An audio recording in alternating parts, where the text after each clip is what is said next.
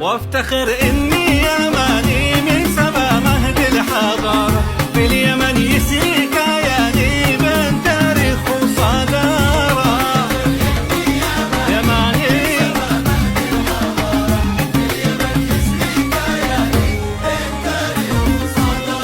وافتخر